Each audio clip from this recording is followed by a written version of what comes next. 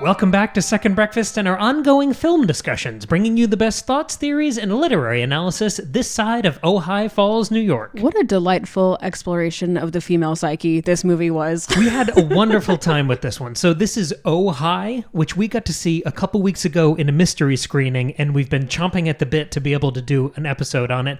Can you tell us some quick stats about the movie? The movie before we get into it. Yeah, I'll tell you about the movie. This is the start, Kim. We got like a whole 30-minute discussion to go, we do. So buckle in. Lots of movie to discuss. So this is written and directed by Sophie Brooks, and it's starring Molly Gordon and Logan Lerman. Molly Gordon, of course, from The Bear. Logan Lerman from many things, including, I guess, Perks of Being a Wallflower. I don't know what people know him from. I know what I know him from. Anyway, so the premise is that these two are dating, and they go on this romantic weekend getaway, and they're having a great time. And then there's a big miscommunication between the two and sort of a disagreement about the state of their relationship. And Molly Gordon's character sort of spirals and ends up accidentally on purpose handcuffing Logan Lerman to the bed and not letting him leave. And it goes from there. Right. And she gets like a 12-hour period to convince him that they should date and commit to each other. So it's like a dark comedy romance, but also a little freaky and unhinged at the same time. And we absolutely loved it. Yes, this is the ideal indie drama. I had such a fun time with this movie. And I know we're going to get into higher level analysis and you've got some theories and stuff, but just for surface level impressions, I just had a wonderful time with this. This was a great night out. It was a great date movie. Yeah. It's funny. It makes you think. It's smart. The drama I believed in. It was just a wonderful, wonderful film. Right, because it gets so absurd and so ridiculous and so out of control, but you totally believe and understand it the whole way through. I mean, my favorite thing about this movie was how much I really understood Iris, who is Molly Gordon's character, even though she does some pretty awful things. Did you kind of understand that about her too? Did you feel that way? Yes. Now, I think it would be the easiest thing if you and I watched this movie and it was a perfect litmus test or Rorschach test and you came away completely understanding Iris and I came away completely understanding whatever Logan Lerman's character's name was. Thank you. We use the actor's name. Yeah. It's easier for posterity. Sure. No one remembers character names 2 years down the line. It's true. I don't think it breaks that simply for you and I, because I don't think we're that simple as people. I don't think most people are. No. It's not like I only saw the man's perspective and you only saw the woman's.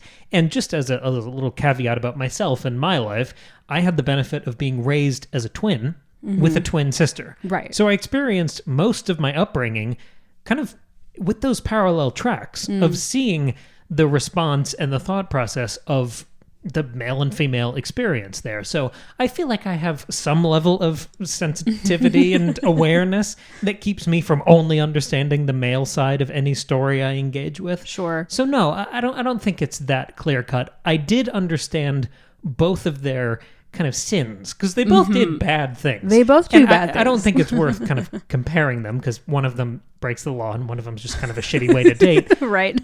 But no, I understood both characters, which is a testament to the writing. And I really love that a film that is this personal and intense and emotional is coming from a writer-director. I feel like that vision is so clear in this story. Me too. And those gender dynamics are explored in such a fun way in this movie. And you're right, it's not as clean as like, women good, men bad. It's not that simple. This is not, I think an easy interpretation of this movie is I support women's rights, but I also support women's wrongs. It's not quite that. It's not like he had it coming moment. Again, what I loved about this is I understood everything Iris did, even though what she was doing was very objectively bad, both like morally and in terms of the law, like legally, it was she kidnapped somebody basically, right? And that's not good, but I understood it, and it made me think about these both like gender dynamics, but also just different types of brains and how we think about love and obsession. So I want to sort of break that down and talk about sort of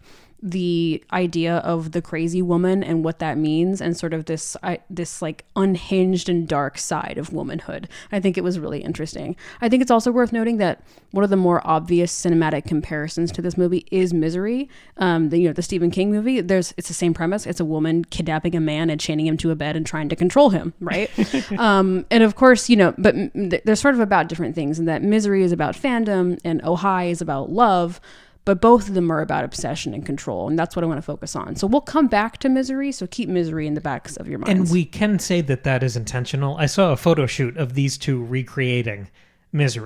Oh, did you? In the clothes and her holding the knife. So that is absolutely baked in here from the premise. Okay, that's really funny. And I should say, we're going to spoil some things in this movie, but like the movie's not about the plot. It's about the psyche and the exploration of the ideas. So it's about the conversation in the car ride home. Exactly. So as I said at the start, I understood everything Iris did. Her reaction to Isaac's rejection makes total sense because he, says, "Oh, I didn't think we were really in a relationship," and I'm with her going, "Excuse me?" And she says things like, "That's all boyfriend shit." And I'm like, yeah, she's right. She's so right for that. So her reaction, totally justified, makes total sense at first, of course. But it wasn't even just like her getting upset and trying to control the situation. It was all this like interpersonal, complicated feelings that went alongside everything, because it was her trying so hard not to sound desperate, even though she was very, very, in fact, desperate. And she's trying to get him to say he feels the same way about her that she feels about him without her having to ask him to say it. And she's trying to control him without seeming like she's trying to control him. And she's like overthinking herself into insanity. And even all the witchy stuff she does with her friend. Like, we'll get there. It was so girl. It was so woman. and I was so excited by that, because I think a lot of times, we're not afraid to showcase female villains now. We love a female villain. It's always exciting to have a woman who's like, totally evil and gone bad or wrong. Gone Girl was 11 years ago. Isn't that amazing? That's amazing. Yeah. And that's a great female villain. Like, you understand Amy, but she is a villain. She is a bad person. And like, that's really interesting. But this movie isn't making Molly Gordon's character a villain. Like, she's not necessarily doing things with ill intent. She's just so in her own head that lead to these really, really bad decisions that keep snowballing and result in genuine harm. But she's not a villain per se. And I think that's a really bold thing to do, is to showcase this side of women that is, dark and messy and bad and scary and can be really dangerous, but isn't like, but is more human and less and more believable, right? And less like a true villain. So I really, really liked that. And I think what's sort of at the center of all this is not just being in your own head, but it's specifically about the power of obsession and the desire for control. So Molly Gordon's character wants to control Logan Lerman. That's sort of her whole point. And this made me think a lot about, I was trying to both think about gender dynamics and but also trying to not fully separate things into a binary, because that's not how people are. Like, people, you can have men who think this way, women who think other ways. But I think on the whole, in my experience, in general, there's sort of this difference in men and women, in that women specifically really like to feel safe and secure. But the problem is, we sort of think about this in two different ways that conflict with each other. One is that we want to be taken care of and loved unconditionally by others. But we also want to have total control over what that care and love looks like. And so it almost feels like the lizard brain and more rational brain are sort of fighting, because the lizard brain wants to be taken care of, but the rational brain knows the best way to be taken care of.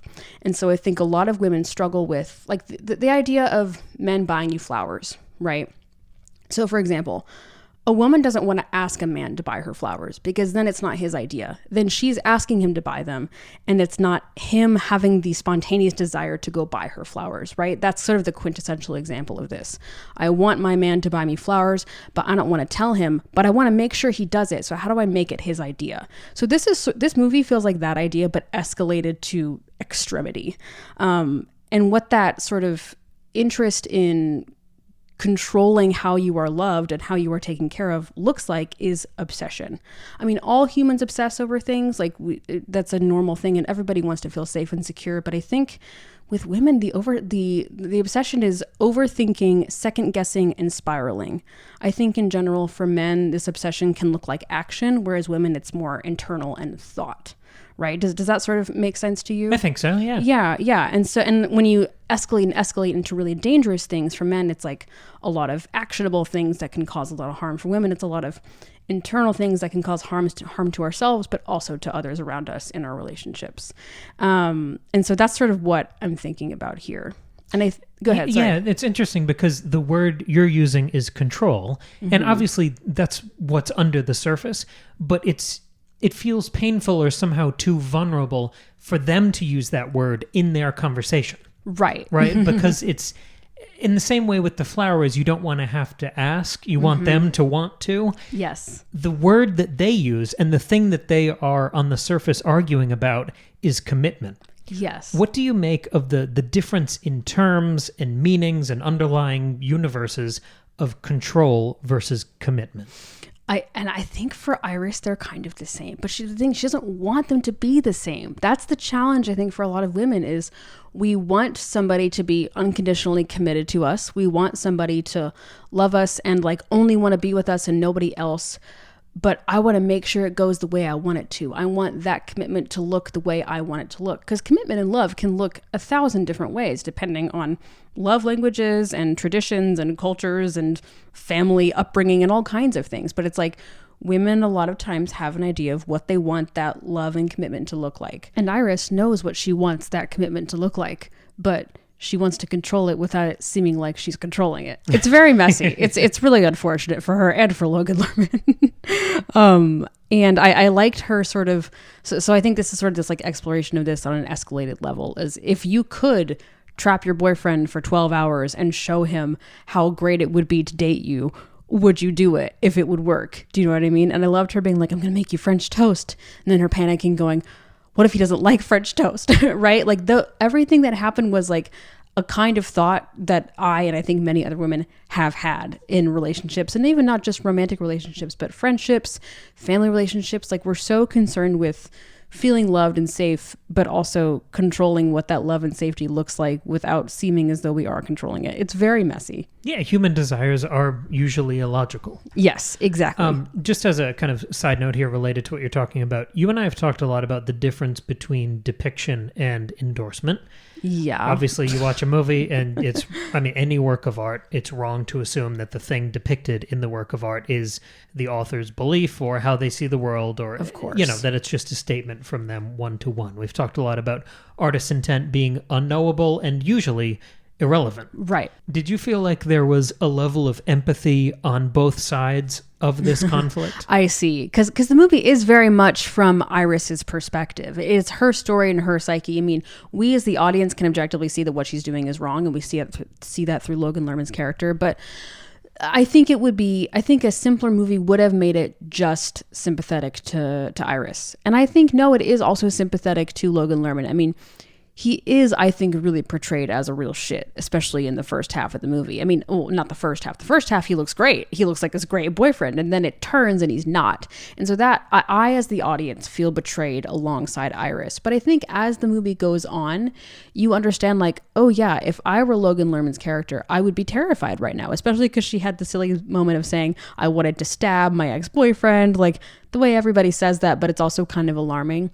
And I think also what this movie did for me was I was thinking about this if it had been flipped, because the gender swapped version of this movie is terrifying. Yep. Right? Like it's absolutely terrifying. Even Stephen King doesn't gender swap this story. Right. And I think it's both funny and interesting that it is the woman who's doing this scary thing. And I think the movie balances the funny with the horrifying, I think really, really well, because it is a ridiculous thing, but it's also kind of scary. And so I don't think the movie like shies away from you thinking about Logan Lerman's perspective. Like, yeah, that would be scary. And you see him trying to sort of like pretend to go along with things so that she'll let him go. You know, he's pretending because of course he doesn't want to be with this woman anymore. She's crazy, so you totally get it. So I liked that we sort of understood and sympathized with both, but it took a while for that conclusion to happen, I think. A lot of this comes down to the genre, because I don't even know how I would classify this film. Probably just indie drama. Sure. I feel like that's broad enough to encompass all the strange tonal shifts of this movie. Yeah. But we've been talking about horror movies a lot for many years, but also recently as part of our Summerween series. Mm-hmm. And I kept wondering if this movie was going to swerve into horror. I thought it might, and I wouldn't have been upset if it had. I think that would have been really interesting, but I also liked that it didn't. Like, there are moments that feel scary or like upsetting or dark, but it never goes full horror.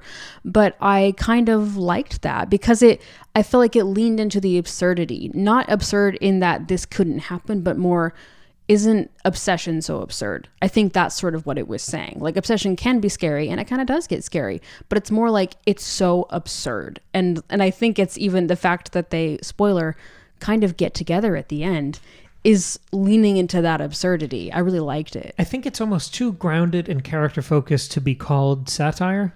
Yeah, I don't think it's satire at all. Like, I'm thinking of a film like Companion, which starts a similar way, where you have a seemingly good relationship, and then it turns, and you realize that it was all imbalanced and bad, and one of them's a robot. But that happens by all these moments of big, loud violence, where it swerves into horror, and someone's covered in blood, and someone's ripped apart, and the burning of this, like all of those elements that make that horror. And I think that movie is less grounded, not better or worse, it's just less grounded, where I could call that a horror satire. Right. And I think this movie, it speaks in the same language and it deals in almost all of the same subject matter, but it's not a horror or satire. Right. Because I think if you had taken it full horror, it might have taken it not too far, but I think it would have sort of, I mean, I said earlier, she's not a villain. And I think if they had gone into horror, she would have become a villain. You know, sort of like Annie in Misery. I want to bring it back to Misery. I like that you brought in the companion comparison.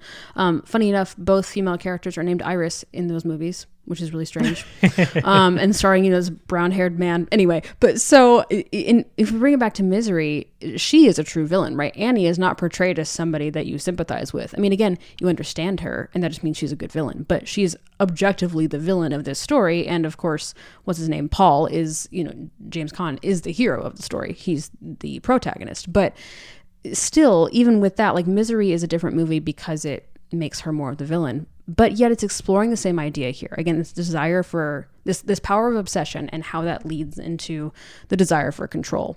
In Misery, Annie wants to have total control over Paul Sheldon and his books. She's obsessed with him and his stories, and she wants them to go the way she wants them to.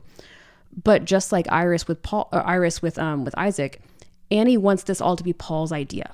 Because I think if Annie was like, if it was just about, I want the stories to end up a certain way, she would just write them herself. Like, that's just called fan fiction, right? Like, Annie would write these stories in the way she wants them to, and that would be the end of it. But she wants it to be Paul who writes it. She wants it to be his idea. She wants him to buy the flowers. Exactly. She wants him to have the idea to buy the flowers. She doesn't just want flowers, because then she could just go to the store and buy herself flowers. She wants Paul to buy her flowers. And that's sort of, that's what's happening here. And so it's, you don't know what you want, so I'm going to make you realize what it is you really want by chaining you to the bed and breaking your ankles, right? And so it's the same thing. And of course, here in Oh Hi, Iris wants Isaac to decide that he loves her and wants to be in a committed relationship with her. She doesn't want to tell him to commit to her, but she does because she wants him to commit to her. So she has to try to control it without him realizing he's controlling it, or that she's controlling it. And so it's so messy. And these movies are, again, I think, that they're exploring the same idea. Misery takes it to that horror level and makes Annie the villain. And I think in Oh Hi, we're showing a bit more restraint and sort of really showcasing that absurdity. And I don't think one is better than the other. They're both fantastic movies and they explore these ideas in really fun ways. But I think if it had leaned into the horror the way that we do in Companion and of course in Misery, it would have felt too similar to something like Misery. I think maybe that's part of it too. Just to complicate this a little, would you call Misery a work of horror? Oh yeah, that's absolutely a horror movie. Because it's got, I mean, it's not even body horror because it's not like I don't think you see any bones or anything poking out of his leg. No, you just see his foot twist in a really gross way, but you don't see the bone. Because I think you could make an argument, at least for the film adaptation, which I know is our mutual point of reference here, that you could call that just a thriller. Yeah, it does toe that line, but I mean, Annie is scary, and there are moments of like jump scares and like really, tense scenes where he's trying to explore the house while she's gone. I would classify it as horror. It certainly goes much further than this film. Yes, exactly. And it's not as scary as some other things, but I would put it in horror confidently compared to this, which I would not put into horror, but it does have sort of horror adjacent ideas, and I think that's really fun. I also thought the witchcraft stuff in this movie was like so perfect. Again, we're talking about like womanhood at its most unhinged and darkest, like especially in the 2020s, like the idea of witchcraft and spirituality and astrology and tarot. Like, it's so popular among women, especially white women, like in California or on the East Coast, like on the coastal parts of America, right? And having it be this, like, her bringing in her friend and it being this sort of like sisterhood thing, and they talk about the power of sisterhood. But even like the idea of casting a spell, I think leans perfectly into these ideas of control, right? Because if I'm casting a spell, then technically I'm the one in control. But I'm making it so that the person I'm casting the spell on doesn't realize it. So I'm giving him the thought to, again, if we use the flowers example, I'm making Isaac think he wants to buy me flowers, but he doesn't know that I'm telling him to. So then it's still his idea. So the witchcraft thing, I think, was perfect here too. I thought it was really fun. And again, I think it's an interesting testament to the restraint and focus of the film. I mean, you're someone whose favorite horror movie is The Witch. Mm-hmm. This is a movie that skirts the edges of horror and doesn't do horror, but there's a whole tangent about witchcraft. Right. And that, again, could have been the Splatterfest moment where this does, the spell works and he explodes, or something like that. Where Right. this could have been the moment where it does break and turn into horror. What do you make of the choice? And maybe just about your experience watching the film. Was there ever a moment when you thought the spell would work?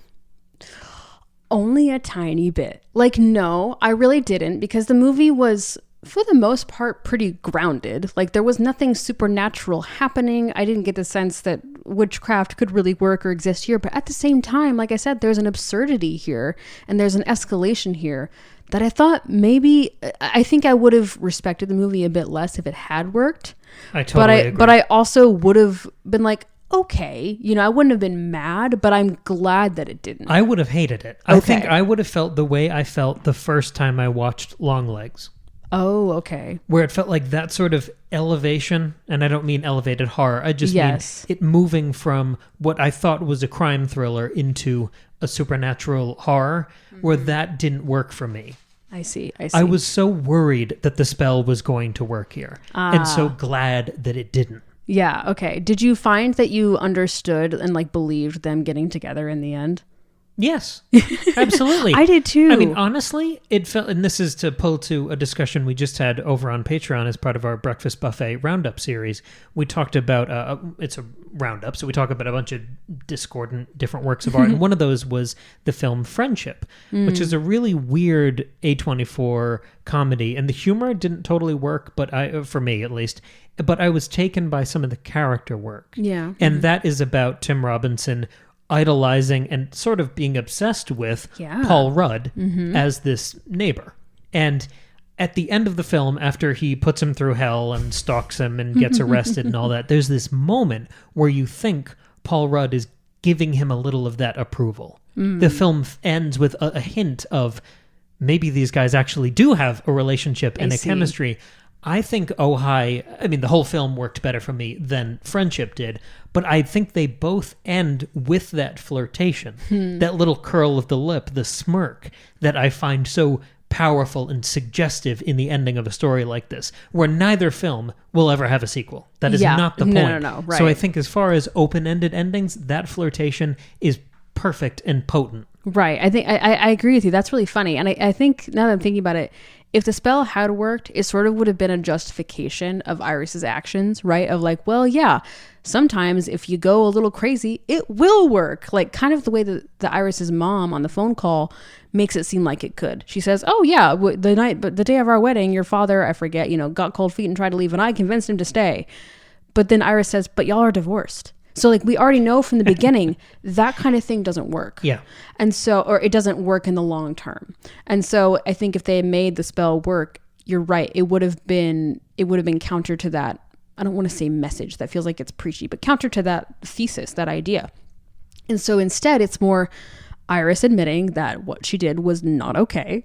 And also Isaac sort of saying, yeah, I was kind of shitty to you too. I'm sorry. And it's both of them sort of having honest and open communication, which they haven't had before or haven't had, to this degree. And that's what makes the relationship work. I loved that. It's such a beautiful script.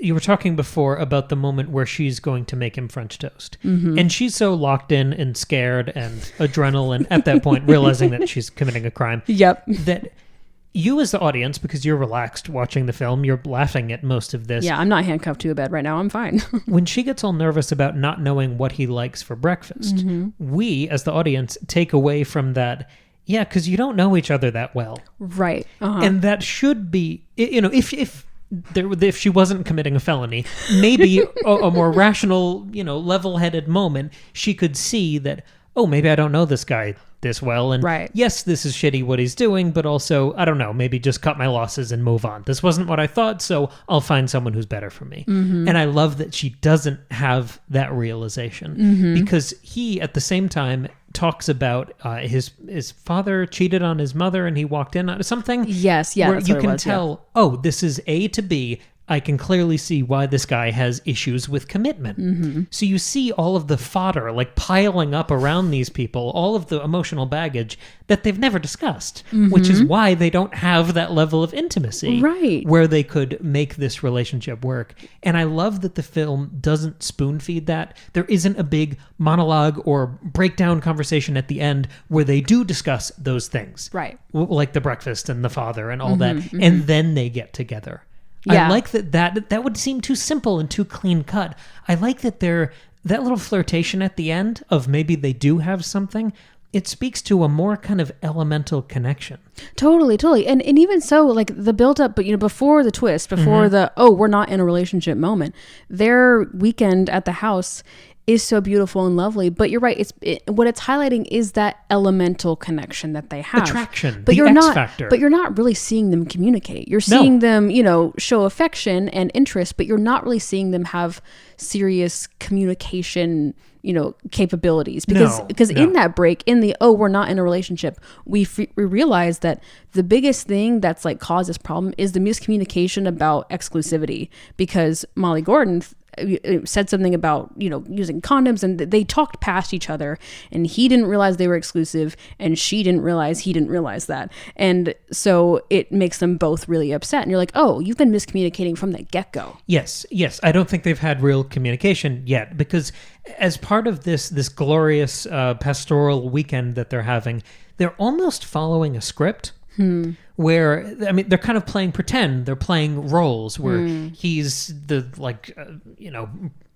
good-looking bachelor preparing the meal with the shirt slightly undone. Right, and she's got the pretty red dress on. And she's doing her makeup, and she's all hopeful in the bathroom. And then they get together and they do the dancing. But the moments where they actually have to go off script and interact with each other and the real world, like the moment with the strawberries. They don't like each other. I see. She hates that he flirts with the woman and responds well to the flirtation of the lady selling the strawberries. Right, and they don't really communicate about that. She's afraid to say anything because she doesn't want to express her desires, but she also wants to, but she doesn't want him to realize she is. And and once that ends and they go back to playing their set roles and following the path, then she settles in and she can just project, like in Star Wars, the blue, the staticky lines when someone, the hologram thing. Yeah. She can go back to projecting the version of him that she wants him to be. Right. Just like perfectly overlapping the real him that she doesn't know. Yeah. And I think he's doing a lot of the same things to her. I agree. But I love that the film doesn't end cleanly with a conversation of them like honestly getting to know each other. Right. There's a bit of that, but there's still that distance between them, that void, and within that messiness is the honest attraction that they have to each other. Absolutely. I love that survived this mess. Me too. And you do kind of leave the film feeling like, is she a little crazy? Like if she does this, she might do something like this again. And you and Logan Lerman are kind of taking that risk together of like, she might be a little crazy.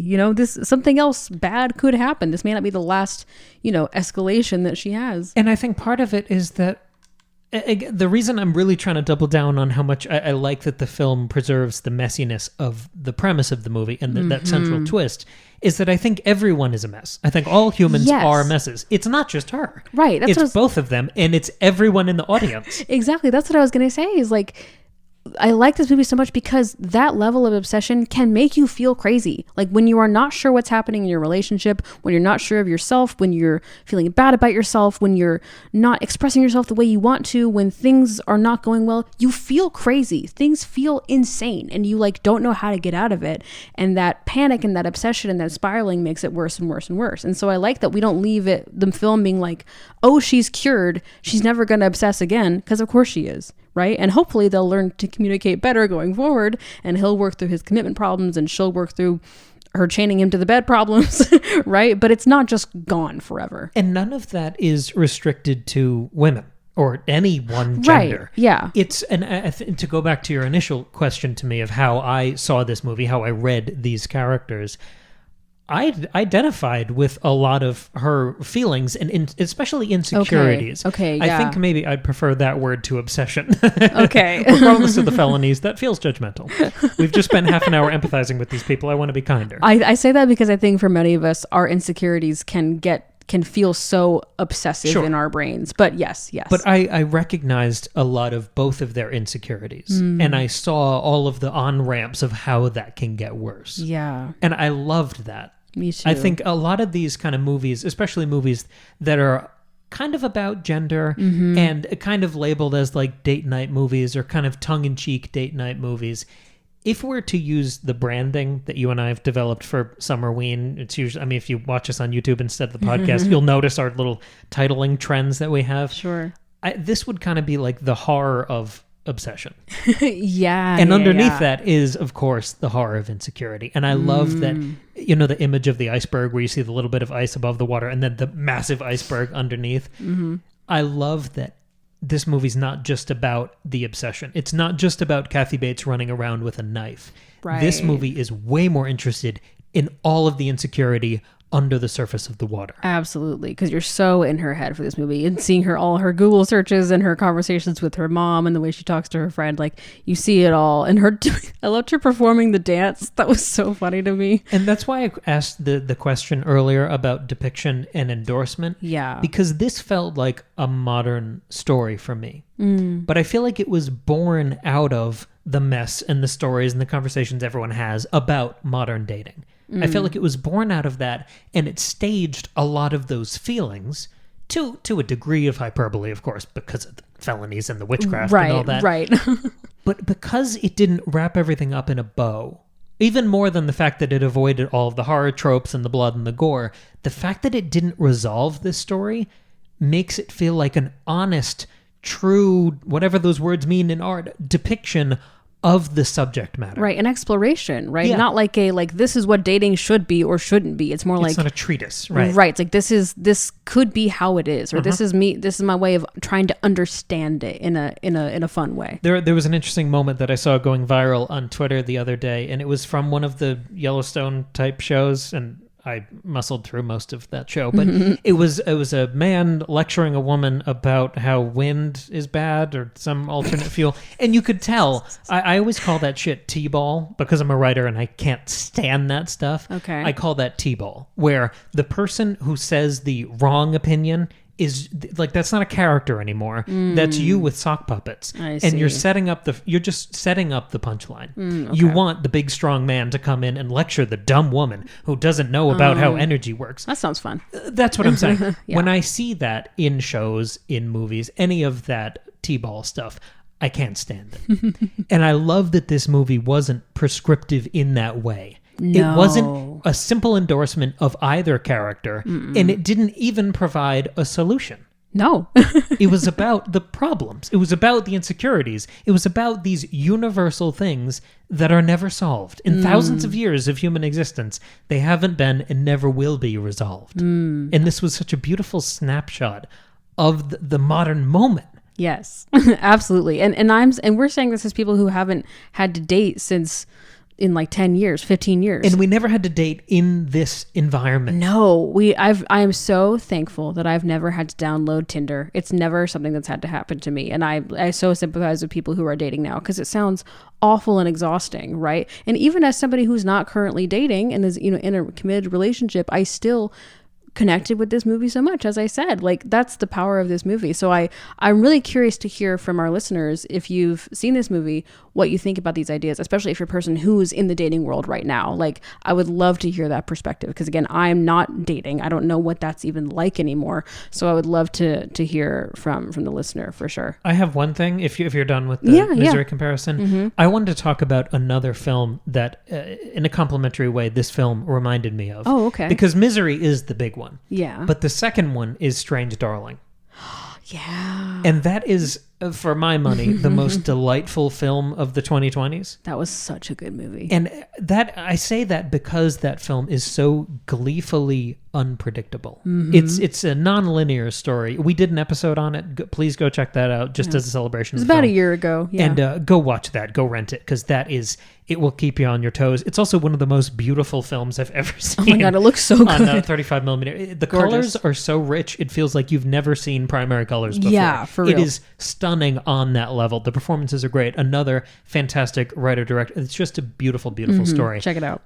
But it's so unpredictable. And it's not just the non-linear structure. It's how fresh and light on its feet the character work feels. There are so many left turns. There are so many acknowledgments, appreciations, enjoyments of cliches, and then whip-smart reversals of them. And like this story, there are multiple endings. I'm trying not to spoil too much. Yeah. But the setup of that movie is this quote-unquote couple alone in the woods in a cabin. There's some attempted murder going on, and there's a cameo from a star of Arrested Development. It's strange how much they have in common. That's really funny. I can't say more without spoiling Strange Darling. And it's so fun and twisty a movie that I don't want to. If you haven't seen it yet, you gotta see it. Please, as much as we want you to go check out Oh Hi in theaters, it comes out today, the day we're dropping it. Go rent Strange Darling. Yeah, too. please do. But no, I will spoil the cameo in Oh Hi. It's David Cross. It's so he is a delight. He's so good. I love him always, but it was such a delight to have him. He didn't need to be in this movie, and he was so funny in it. Anyway, yeah. Okay. Well, this has been so much fun, listener. Let us know what you think of these ideas, or like and these thoughts. I would love to hear from you again. If you're dating, if you're not, just if you're a person who thinks and has feelings, like, you're gonna enjoy this movie. So this has been so much fun. Yeah, check out our other episodes on Strange Darling and a million other movies and TV shows and books and things. And as Cam mentioned earlier, we do have a Patreon. You can join that Patreon for $2 a month and get access to a whole back catalog of bonus episodes, and of course two new bonus episodes every single month, sometimes even more. We have our buffet series over there. We talk about other singular one-offs as well. Also, if you enjoy Cam's thoughts and ideas, check out his latest book, Lemon Tarts in Space. It's a light sci-fi dark comedy. If you like the weird comedy feeling of Oh Hi, you'll probably like Lemon Tarts as well. Slightly more violent. A little bit more, and it's even weirder and cooler and freakier and more fun. It's awesome. It's so good. Yeah, it's Friday the 13th meets Flubber. Exactly. This is a beautiful way to describe it. You can, the link to purchase that book is down below. You can read it as a regular book or listen to the fully produced audio drama if you can't get enough of Cam's dulcet tones. Thank you so much for listening. This has been a really fun discussion. Like, subscribe, tell the robots you love us, all those things. And we'll catch you here in just a few days with another brand new episode.